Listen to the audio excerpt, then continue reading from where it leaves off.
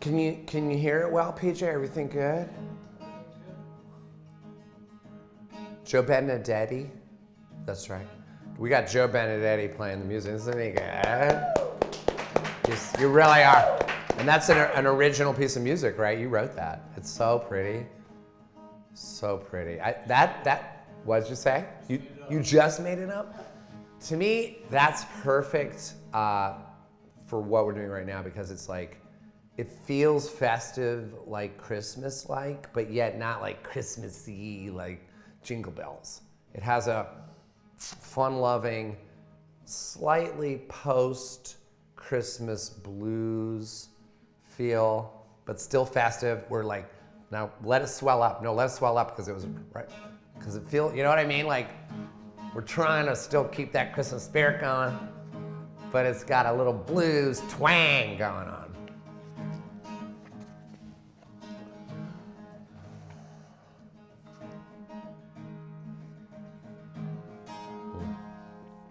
It's a commercial for Sun Life. This is a tradition that I've been doing, I think, for like 10, 12, 15 years. Thanks, Joe. That really was beautiful. It's a short story by Truman Capote called A Christmas Memory. There's no title. And I usually have the book that has the one picture in it, the only picture taken of Truman Capote with the woman, the older woman. It's like a great aunt that raised him. She's like 67, and it's the only picture ever taken of them. So it's like he's 6 or something like that, and she's like 67 or something, and there's this one picture that was taken that is usually in the book, but this one doesn't have it. And I usually pass that around but you can imagine it's this little 6-year-old standing there and this just old woman sitting next to him. And I'm gonna say, I love this book, and it does last a while, and then you can come over and man the thing, remember? Because it's really bad angle for these guys. Joe's gonna man my Periscope, but it's better if you can, how do they get to the YouTube? Because I think when they just click on the studio, PJ, it goes to the, and this is the shot you're gonna wanna mostly be on during the story, but it goes to just the channel, but not to this particular broadcast. I'll have to check it out. I thought it was if you went to 1221. It doesn't go to this, no. Stream? Yeah. I'll find out. Does anyone know? I don't know how to get to this thing, but it doesn't matter because we're recording it, and Or could post a URL.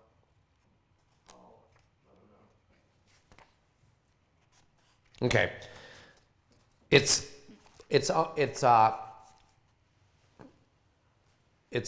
less than 30 pages, like 27 pages, so it's really quick. I also have trouble seeing it. Okay, this should be good. No, I know, it's like, I have to turn these into like reading glasses. Oh my God, that's 50. Only Meg. And what am I gonna do? I gotta get the surgery. I gotta get the LASIK, right? I have to, because this is ridiculous. Imagine morning. It's gonna be like that. Actually, Meg, put it on Meg for a second, because will you please, can you please talk about your memories of me reading this? You can say how much you used to hate it. I remember hating it and dreading this couple. It felt like hours. We'd be sitting down. I am scared now just because it really does feel like it's going to go for hours. At least it did when I was like 27 minutes. No. Yeah, it's only 27 pages. Only 20. Yes. It's really quick. That takes a lot of breaks. It Or felt at least like he hours. used to. Now, so I read this. Sometimes I was sober. Okay. Sometimes maybe not so sober. So the breaks would be, I would take some whiskey. I never drink whiskey. I would take whatever breaks. But that's the thing, is that I usually do this way before Christmas, somewhere in between Thanksgiving and Christmas, and really closer to Thanksgiving, because I love it. And you have to wait to the end. That's the part that really gets me. I'm already thinking about it now. The end is so beautiful, and it reminds me of what Christmas is about, really. But the thing is that I would read it early on, and all this year, I've been sober all year, and I woke up this morning and Christmas is over. Christmas is over, and I never read it. And I kept saying, I'm gonna read it. And then my family's like, oh, we can't wait. So I'm like, oh, I guess I don't like it. And so I just kind of, I would say it again, I'm still gonna read it. And they're like, yeah, we know. And I was getting sadder and sadder, huh? Did you write that story? No, it's Truman Capote. I didn't say that. A Christmas Memory. Is this the first break? A Christmas Memory by Truman Capote. Read by Mr. Andrew Roan Dick. Christmas 2015.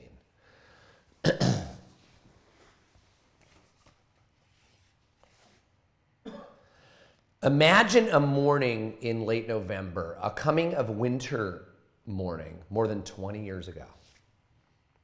Consider the kitchen of a spreading old house in a country town. A great black stove is its main feature, but there is also a big round table and a fireplace with 2 rocking chairs placed in front of it. And just today, the fireplace commenced its seasonal roar.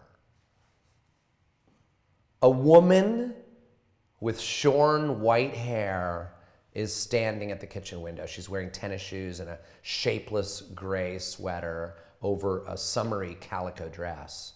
She is small and sprightly, like a bantam hen, but due to a long, youthful illness, her shoulders are pitifully hunched.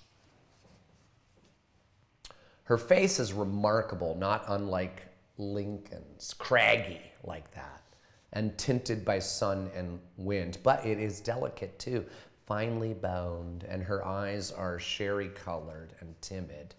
Oh my, she exclaims, her breath smoking the window pane. It's fruitcake weather. The person to whom she is speaking is myself. I'm 7. She is 60-something. We are cousins, very distant ones, but we have lived together, well, as long as I can remember. Other people inhabit the house, relatives, and though they have power over us and frequently make us cry, we are not, on the whole, too much aware of them. We are each other's best friend. She calls me Buddy, in memory of a boy who was formerly her best friend. The other Buddy died in the 1880s when she was still a child. She is still a child. I knew it before I got out of bed, she says, turning away from the window with a purposeful excitement in her eyes. The courthouse bell sounded so cold and clear, and there were no birds singing. They've gone to warmer country, yes indeed. Oh, Buddy, stop stuffing biscuit and fetch our buggy. Help me find my hat. We've 30 cakes to bake. It's always the same. A morning arrives in late November, and my friend, as though officially inaugurating the Christmas time of year that exhilarates her imagination and fuels the blaze of her heart, announces, "It's fruitcake weather. Fetch our buggy. Help me find my hat."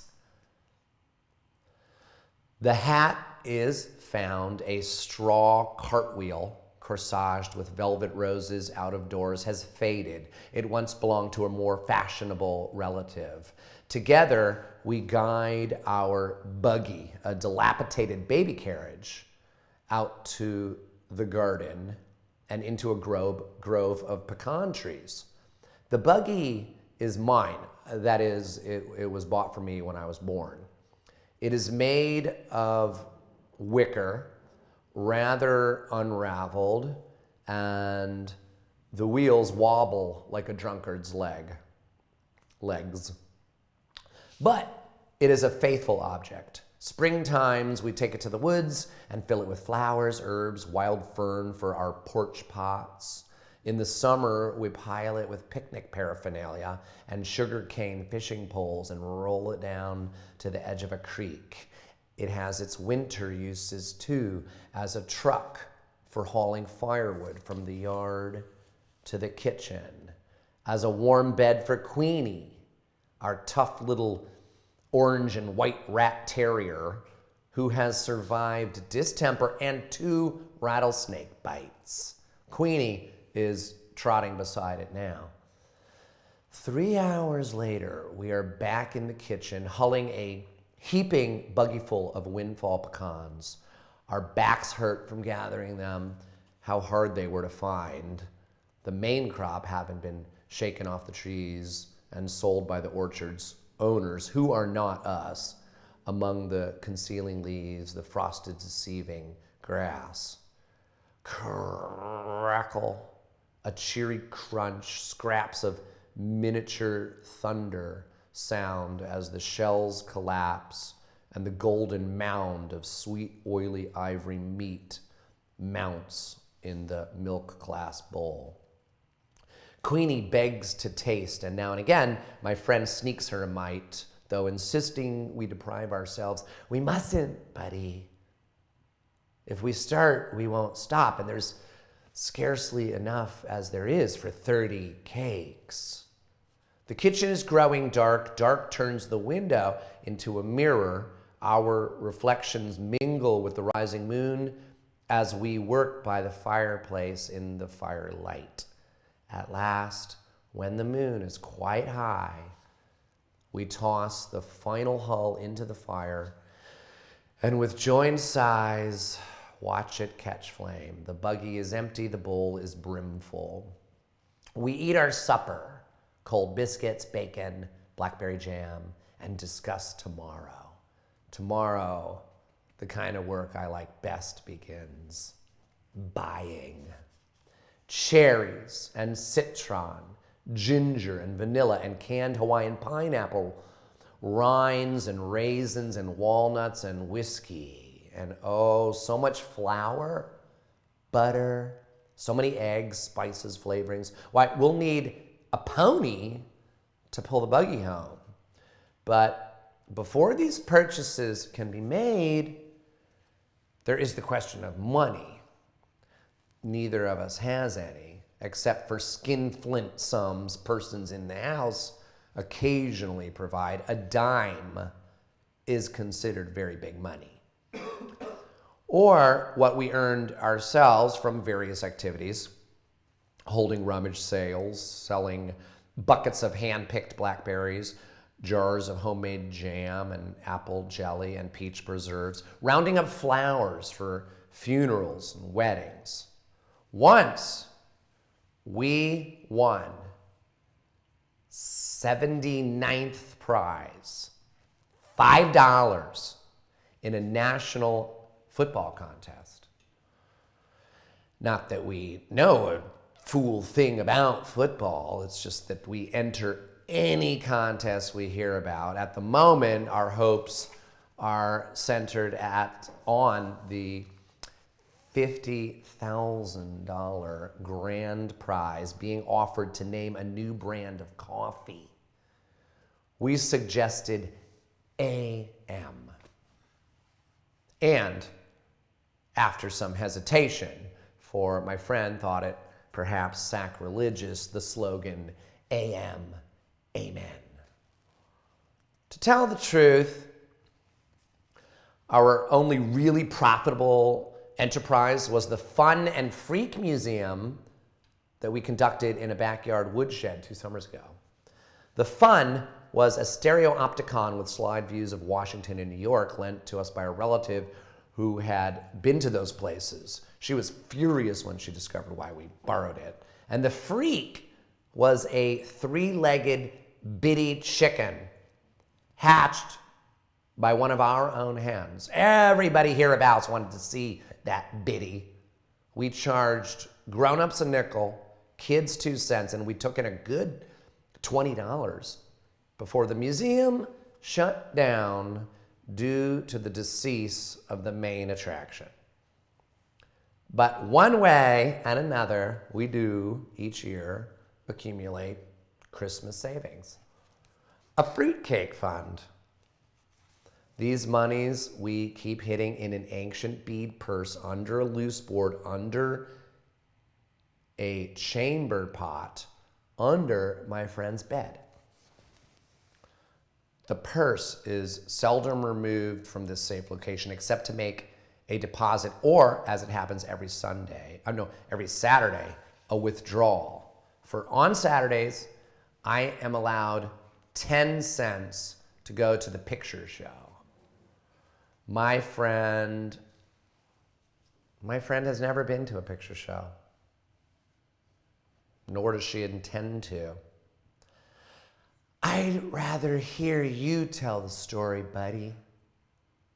That way I can imagine it more. Besides, a person my age shouldn't squander their eyes. When the Lord comes, let me see him clear. In addition to never having seen a movie, she has never eaten in a restaurant, traveled more than 5 miles from home, received or sent a telegram, read anything except funny papers and the Bible, worn cosmetics, cursed, wished someone harm, told a lie on purpose, let a hungry dog go hungry. Here are some of the things she has done, does do. Killed with a hoe the biggest rattlesnake ever seen in this county, 17 rattles. Dip snuff secretly. Tame hummingbirds, just try it, till they balance on her finger. Tell ghost stories. We both believe in ghosts. So tingling they chill you in July. Talk to herself. Take walks in the rain. Grow the prettiest japonicas in town. Know the recipe for every sort of old-time Indian cure, including a magical wart remover. Now, with supper finished, we retire to the room in a faraway part of the house where my friend sleeps in a scrap quilt covered iron bed painted rose pink, her favorite color. Silently wallowing in the pleasures of conspiracy, we take the bead purse from its secret place and spill its contents onto the scrap quilt. Dollar bills rolled tightly and green as May buds. Somber 50-cent pieces, heavy enough to weight a dead man's eyes. Lovely dimes, the liveliest coins, the one that really jingles. Nickels and quarters worn smooth as creek pebbles, but mostly a hateful heap of bitter-odored pennies. Last summer, others in the house contracted to pay us a penny for every 25 flies we killed. Oh, the carnage of August, the flies that flew to heaven. Yet, it was not work in which we took pride, and as we sit counting pennies, it is as though we were back tabulating dead flies. Neither of us had a head for figures. We count slowly, lose track, start again. According to her calculations, we have $12.73. According to mine, exactly $13. Oh, I do hope you're wrong, buddy. We can't mess around with 13. The cakes will fall. Or put somebody in the cemetery. Why, I wouldn't dream of getting out of bed on the 13th. This is true. She always spends 13ths in bed. So, to be on the safe side, we subtract a penny, toss it out the window. Of the ingredients that go into our fruit cakes, whiskey is the most expensive, as well as the hardest to obtain. State law forbids it. Prohibition.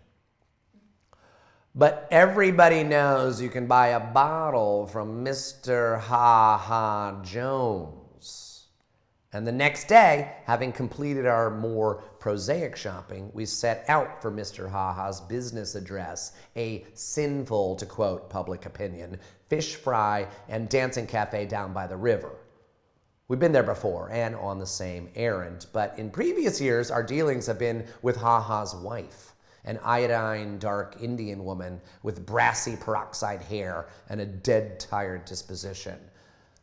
Actually, we've never laid eyes on her husband, though we've heard that he's an Indian too, a giant with razor scars across his cheeks. They call him Ha Ha because he's so gloomy, a man who never laughs. As we approach his cafe, a large log cabin festooned inside and out with chains of garish, gay, naked light bulbs, and standing by the river's muddy edge under the shade of river trees where moss drifts through the branches like gray mist, our steps slow down. Even Queenie stops prancing and sticks close by. People have been murdered in Ha Ha's cafe. Cut to pieces, hit on the head. There's a case coming up in court next month. Naturally, these goings-on happen at night when the colored lights cast crazy patterns and the Victrola wails. In the daytime, Ha Ha's is shabby and deserted. I knock at the door, Queenie barks, and my friend calls, "Mrs. Ha Ha, ma'am? Anyone to home?" Footsteps. The door opens. Our hearts overturn. It's Mr. Ha Ha Jones himself, and he is a giant. He does have scars. He doesn't smile. No. He glowers at us through Satan-tilted eyes and demands to know what you want with Ha Ha. For a moment, we are too paralyzed to tell. Presently, my friend half finds her voice, a whispery voice at best.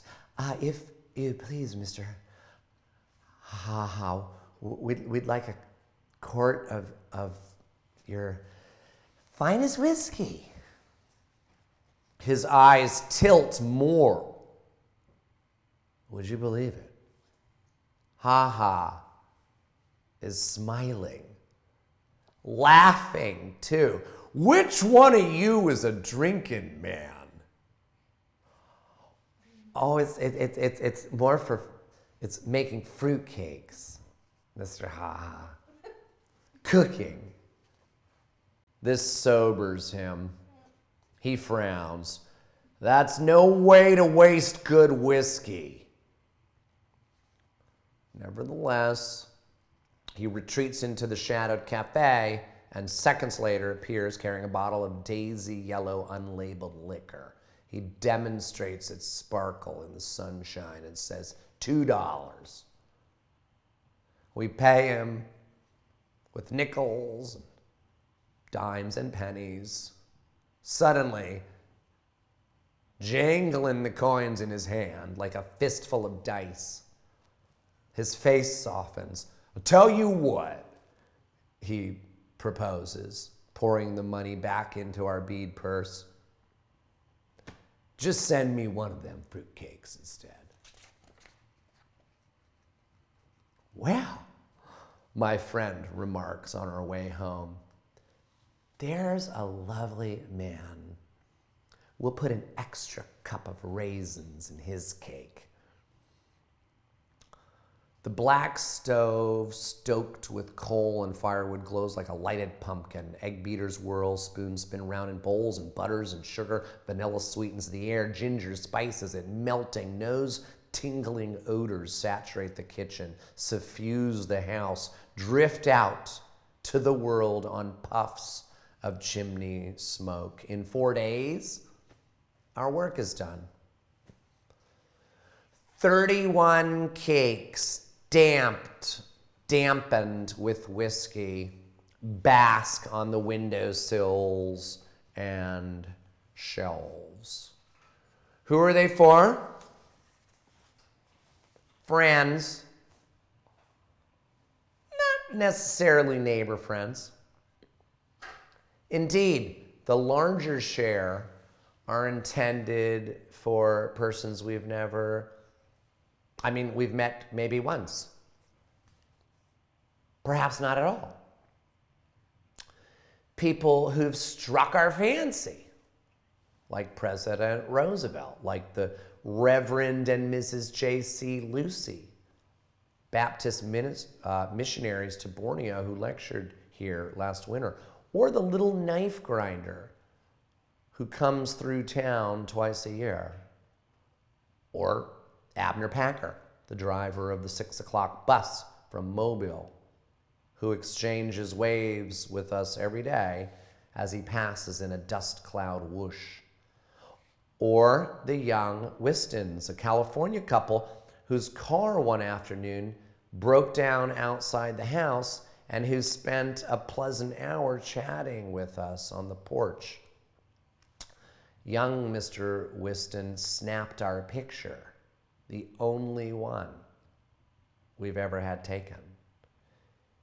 Is it because my friend is shy with everyone except strangers that these strangers and merest acquaintances seem to be our truest friends? I think yes. Also, the scrapbooks we keep of thank yous on White House stationery, time-to-time communications from California and Borneo, the knife grinders, penny postcards, make us feel connected to eventful worlds beyond the kitchen with its view of a sky that stops. Now, a new December fig branch grates against the window. The kitchen is empty. The cakes are gone. Yesterday, we carted the last of them to the post office, where the cost of the stamps turned our purse inside out. We're broke. That rather depresses me, but my friend insists on celebrating with 2 inches of whiskey left in Ha-Ha's bottle. Queenie has a spoonful in a bowl of coffee. She likes her coffee chicory flavored and strong. The rest we divide between a pair of jelly glasses. We're both quite awed at the prospect of drinking straight whiskey. The taste of it brings screwed up expressions and sour shudders. By the end, we begin to sing. The two of us singing different songs simultaneously. I don't know the words to mine, just come on along to the dark town strutter's ball. But I can dance. That's what I mean to be, a tap dancer in the movies. My dancing shadow rollicks on the walls. Our voices rock the chinaware. We giggle as if unseen hands were tickling us. Queenie rolls on her back, her paws plow the air. Something like a grin stretches her black lips. Inside myself, I feel warm and sparky as those crumbling logs, carefree as the wind in the chimney. My friend waltzes round the stove, the hem of her poor calico skirt pinched between her fingers as though it were a party dress. "Show me the way to go home," she sings, her tennis shoes squeaking on the floor. "Show me the way to go home." Enter two relatives, very angry, potent with eyes that scold, tongues that scald. Listen to what they have to say. The words tumbling together into a wrathful tune. "A child of 7? Whiskey on his breath? Are you out of your mind? Feeding a child of 7 must be loony. Road to ruination. Remember Cousin Kate, Uncle Charlie, Uncle Charlie's brother-in-law? Shame, scandal, humiliation. Kneel, pray, beg the Lord." Queenie sneaks under the stove. My friend gazes at her shoes. Her chin quivers. She lifts her skirt and blows her nose and runs to her room. Long after the town has gone to sleep and the house is silent, except for the chiming of the clocks and the sputter of fading fires, she is weeping into a pillow already as wet as a widow's handkerchief. "Don't cry," I say, sitting at the bottom of her bed and shivering despite my flannel nightgown that smells of last winter's cough syrup. Don't cry," I beg, teasing her toes, tickling her feet. "You're too old for that." "It's because," she hiccups, "I am too old. Old and funny." "No, not funny. Fun. More fun than anybody. Listen, if you don't stop crying, you'll be so tired tomorrow we can't go cut a tree." She straightens up. Queenie jumps on the bed where Queenie is not allowed to lick her cheeks. "I know where we'll find real pretty ones, buddy. And holly, too, with berries as big as your eyes. It's way off in the woods, farther than we've ever been before. Papa used to bring us Christmas trees from there, carry them on his shoulders. That's 50 years ago. Well, now I can't wait for morning. Morning. Frozen rime lusters the grass. The sun, round as an orange and orange as hot weather moons, balances on the horizon, burnishes the silvered winter woods. A wild turkey calls. A renegade hog grunts in the undergrowth. Soon, by the edge of the knee-deep, rapid-running water, we have to abandon the buggy. Queenie wades the stream first, paddles across, barking complaints at the swiftness of the current, the pneumonia-making coldness of it. We follow, holding our shoes and equipment, a hatchet and a burlap sack above our heads. A mile more of chastising thorns, burrs and briars that catch at our clothes, of rusty pine needles brilliant with gaudy fungus and molted feathers. Here, there, a flash, a flutter, an ecstasy of shrillings remind us that not all the birds have flown south. Always the path unwinds through lemony pools and pitch vine tunnels. Another creek to cross, a disturbed armada of speckled trout froths the water around us, and frogs the size of plates practice belly flops. Beaver workmen are building a dam. On the farther shore, Queenie shakes herself and trembles. My friend shivers too, not with cold, but enthusiasm.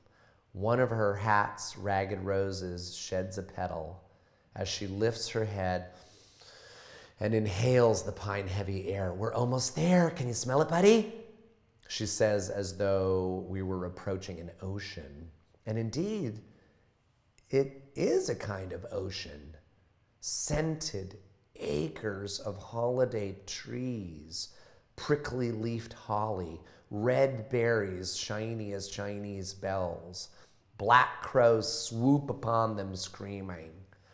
Having stuffed our burlap sacks with enough greenery and crimson to garland a dozen windows, we set about choosing a tree. It should be, muses my friend, twice as tall as a boy, so a boy can't steal the star. The one we pick is twice as tall as me, a brave, handsome brute that survives 30 hatchet strokes before it keels with a creaking, rending cry. Lugging it like a kill, we commence the long trek out. Every few yards, we abandon the struggle, sit down, and pant. But we have the strength of triumphant huntsmen. That and the tree's virile, icy perfume revive us, goad us on. Many compliments accompany our sunset return along the red clay road to town.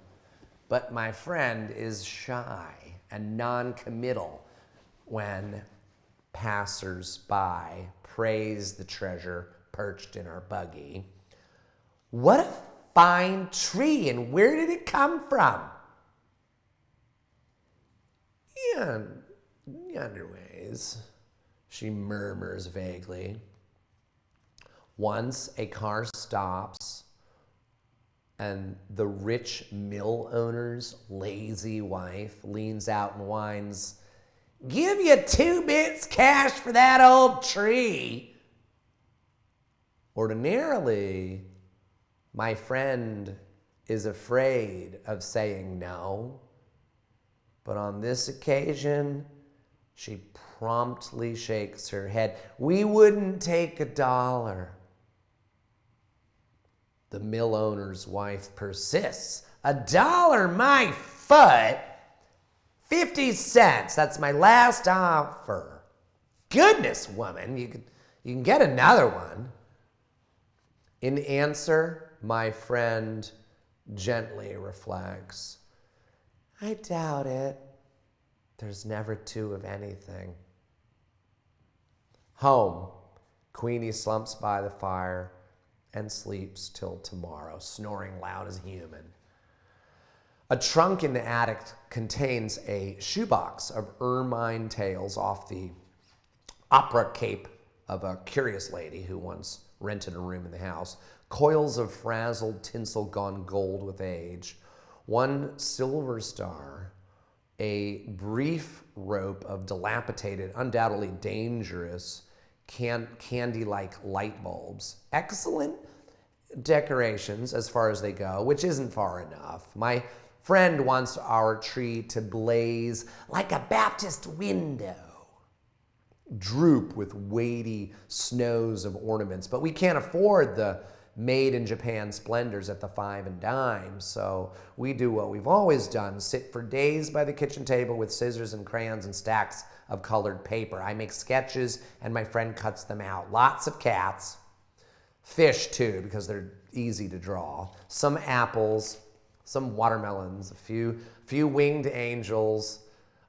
devised from saved up sheets of Hershey bar tinfoil. We use safety pins to attach these creations to the tree, and as a final touch, we sprinkle the branches with shredded cotton picked in August for this purpose. My friend, surveying the effect, clasps her hands together. "Now, honestly, buddy, doesn't it look good enough to eat?" Queenie tries to eat an angel. After weaving and ribboning holly wreaths for all the front windows, our next project is the fashioning of family gifts. Tie-dye scarves for the ladies. For the men, a home-brewed lemon and licorice and aspirin syrup to be taken, quote, at the first symptom of a cold and after hunting. But when it comes time for making each other's gifts, my friend and I separate to work secretly. I would like to buy her a pearl-handled knife, a radio, a whole pound of chocolate-covered cherries. We tasted some once, and she always swears, I could live on them, buddy. Lord, yes, I could. And that's not taking his name in vain. Instead, I am building her a kite. She would like to give me a bicycle. She's said so on several million occasions. If only I could, buddy. It's bad enough in life to do without something you want, but confound it, what gets my goat is not being able to give somebody something you want them to have. Only one of these days I will, buddy, locate you a bike. Don't ask me how. Steal it, maybe. Instead, I'm fairly certain that she's building me a kite. Same as last year and the year before. The year before that, we exchanged slingshots. All of which is fine by me, for we are champion kite flyers who study the wind like sailors. My friend, more accomplished than I, can get a kite aloft when there isn't enough breeze to carry clouds. Christmas Eve afternoon, we scrape together a nickel. We go to the butcher's to buy Queenie's traditional gift, a good gnawable beef bone. The bone, wrapped in funny paper, placed high in the tree near the silver star. Queenie knows it's there. She squats at the foot of the tree, staring up in a trance of greed. When bedtime arrives, she refuses to budge. Her excitement is equaled by my own. I kick the covers, turn my pillow as though it were a scorching summer's night. Somewhere, a rooster crows falsely, for the sun is still on the other side of the world. Buddy, are you awake? It is my friend calling from her room, which is next to mine, and an instant later, she's sitting on my bed holding a candle. Well, I can't sleep. A hoot, she declares. My mind's jumping like a jackrabbit. Buddy, do you think Mrs. Roosevelt will serve our cake at dinner? We huddle in the bed and she squeezes my hand. I love you. Seems like your hand used to be so much smaller. I guess I hate to see you grow up.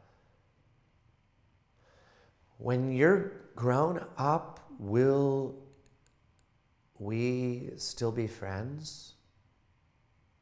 I say always. But I feel so bad, buddy. I wanted so bad to give you a bike. I tried to sell my cameo Papa gave me, buddy.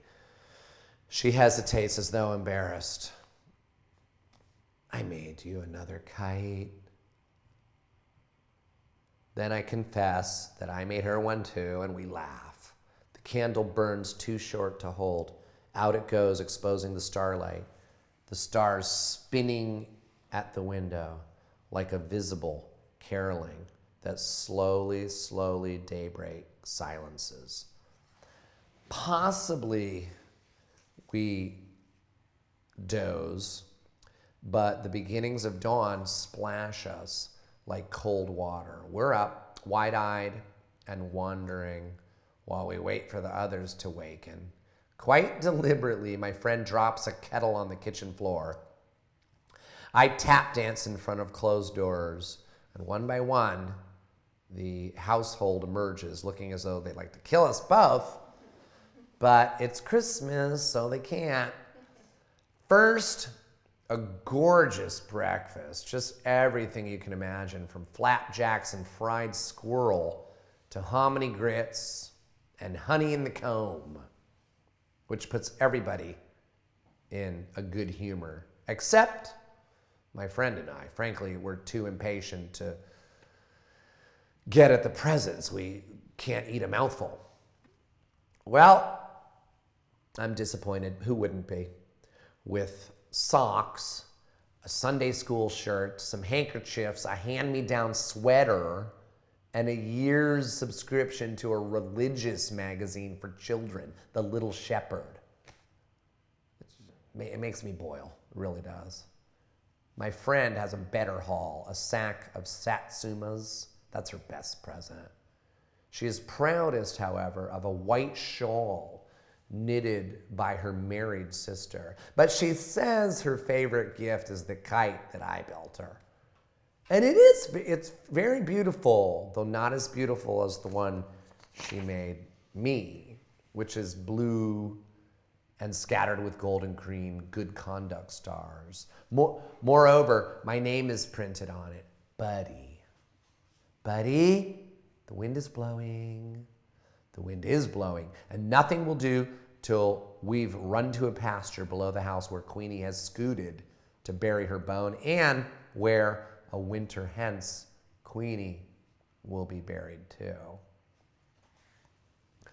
There, plunging through the healthy waist-high grass, we unreel our kites, feel them twitching at the string like sky fish as they swim into the wind.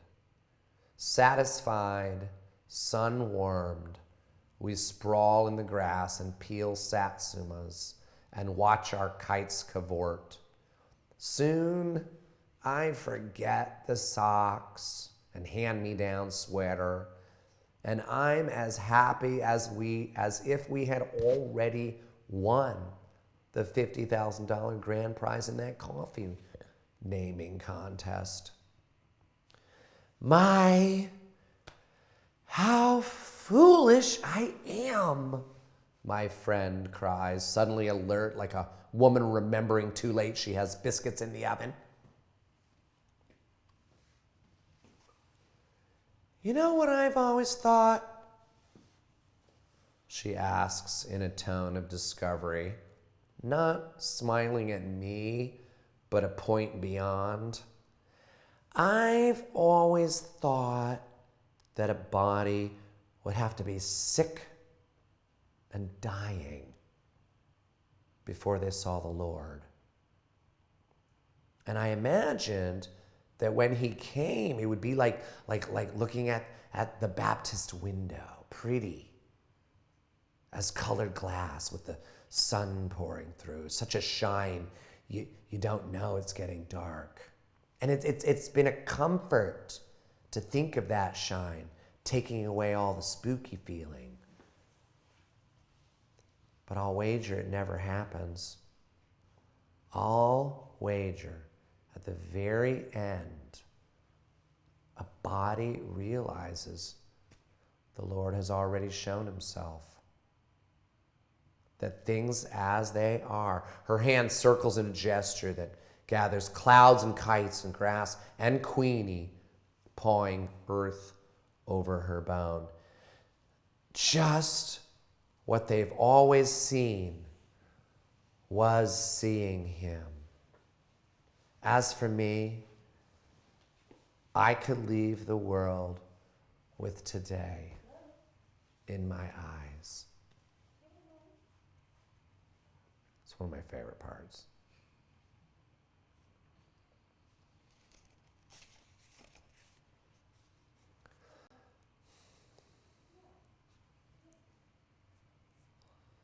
Last page. Ready?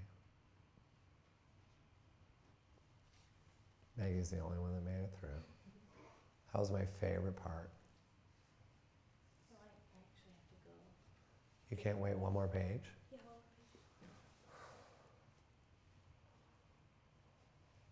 This is our last Christmas together. Life separates us. Those who know best decide that I belong in a military school. And so follows a miserable succession of bugle-blowing prisons, grim revelry ridden summer camps. I have a new home too, but it doesn't count. Home is where my friend is. And there, I never go. And there she remains, puttering around the kitchen, alone with Queenie, then alone. Buddy dear, she writes in her wild, hard-to-read script, yesterday Jim Macy's horse kicked Queenie bad. Be thankful she didn't feel much. I wrapped her in a fine linen sheet and rode her in the buggy down to Simpson's pasture where she can be with all her bones. For a few Novembers, she continues to bake her fruitcake single-handed. Not as many, but some. And of course, she always sends me, quote, the best of the batch. Also, in every letter, she encloses a dime wadded in toilet paper. See a picture show and rate me the story. But gradually, in her letters, she tends to confuse me with her other friend, the buddy who died in the 1880s. More and more 13ths are not the only days she stays in bed. A morning arrives in November, a leafless, birdless coming of winter morning when she cannot arouse herself to exclaim, oh my, it's fruitcake weather. And when that happens, I know it. A message saying so merely confirms a piece of news some secret vein had already received, severing from me an irreplaceable part of myself, letting it loose like a kite on a broken string.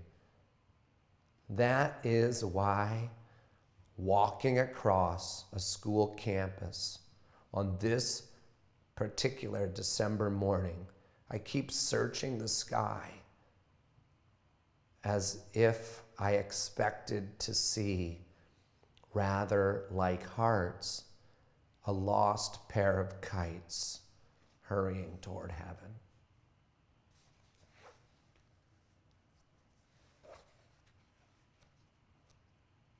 The end. One of the most beautiful stories. It's the best. So well written. He's so good. A Christmas Memory by Capote. It's tough to get through for people, I guess. I just love it. It shows your acting skill too. I love it. Because it's like a cold read. Well, yeah, that I lost the audience. What did Brandon have to go? They all went to sleep. Oh, they had to go to bed. It made them all tired. Good. Only once. Good night. only Thank you. once- Thanks, PJ. Only once did you misread it, but it shows like the whole rest of the time you can close. I did? What part? Are we ending it? Okay. Yeah, you want to say goodbye? I did. Good night. Good night. Well, wait. Hang on. You gotta say goodbye. Well, tell me when you're done. Ready? When you want to say I did.